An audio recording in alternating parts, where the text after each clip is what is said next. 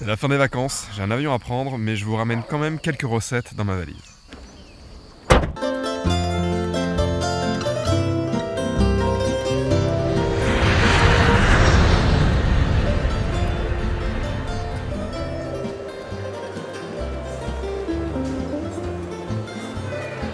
Amei-te com desespero, mais do que eu ninguém te quis, e agora te não quero.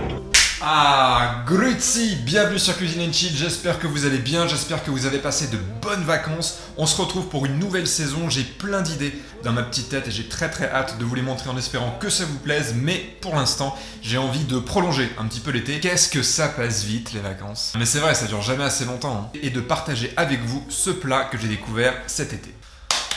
Allez, on y va. Il y a quelques semaines, j'avais fait une vidéo sur la cuisine portugaise, je vous invite à la voir ici si vous ne l'avez pas déjà vue. Pour le reste, non, on ne va toujours pas faire de morue, ça prend toujours trop de temps, mais vous allez voir, on va pas perdre au change. La recette qu'on va faire aujourd'hui, elle est parfaite pour l'apéro. Peixinhos de horta, ça veut dire en portugais les petits poissons du potager. Alors il n'y a absolument pas du tout de poisson dans cette recette, ce sont des beignets de haricots verts, regardez. Et vous allez voir que cette recette, elle a une histoire intéressante, mais on se la garde pour plus tard. S'il vous plaît, pas de spoil, pas de spoil. Merci.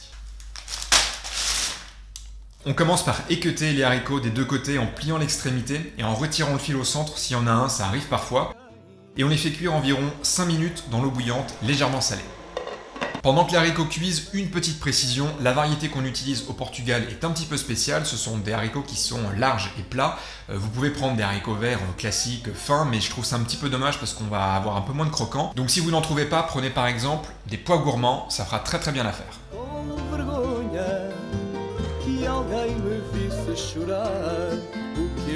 On coupe les haricots en morceaux d'environ 10 cm, comme des petits poissons, et pour 2 fois plus de croquants, vous pouvez même découper les haricots légèrement dans la longueur pour créer une espèce de petite fourche. Et maintenant on prépare la pâte à beignets. Pour environ 500 g de haricots verts, on mélange 160 g de farine avec un sachet de levure chimique et une cuillère à soupe d'huile d'olive. Le jus d'un demi-citron, du sel, du poivre, et pour donner un peu plus de légèreté au mélange, de la bière. Alors la bière, 10 centilitres pour la pâte, et le reste pour le cuisiner. Et ensuite on mélange jusqu'à obtenir une consistance épaisse mais liquide, il faut que ce soit un tout petit peu plus liquide que de la pâte à crêpes. Pour avoir une pâte à beignets qui va être bien croustillante, le secret c'est de créer un gros contraste de température entre l'huile qui va être très chaude et la pâte à beignets qui doit être froide, donc on la met dans un bain d'eau glacée. Je fais chauffer mon huile à température de friture et pendant ce temps-là, je plonge les haricots verts dans la pâte et quand l'huile est chaude, je les plonge dans la poêle délicatement jusqu'à ce qu'ils soient bien dorés, ça prendra environ 2 minutes. Petite astuce, ne surchargez pas votre poêle d'aliments à frire, sinon vous allez faire chuter la température d'un coup. Ça va être beaucoup plus difficile à frire, les légumes vont absorber beaucoup plus d'huile et vous n'aurez pas ce croustillant, cette couleur dorée, ça va être une galère.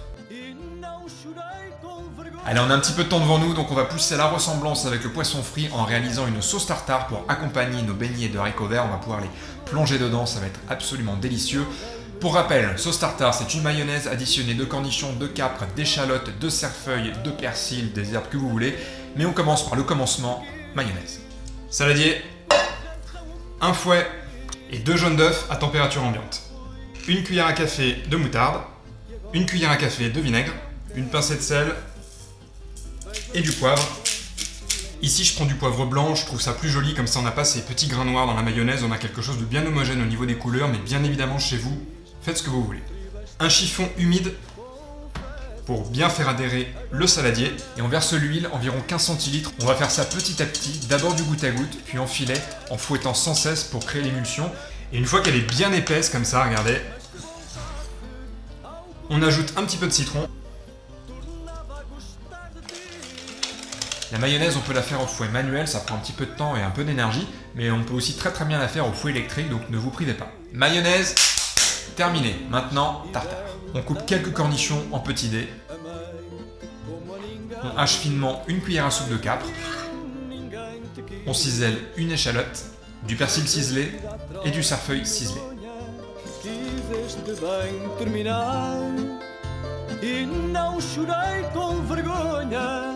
Que alguém me visse chorar e não chorei com vergonha. Que alguém me visse chorar, o que eu sofri ao pensar na crença com que te quis.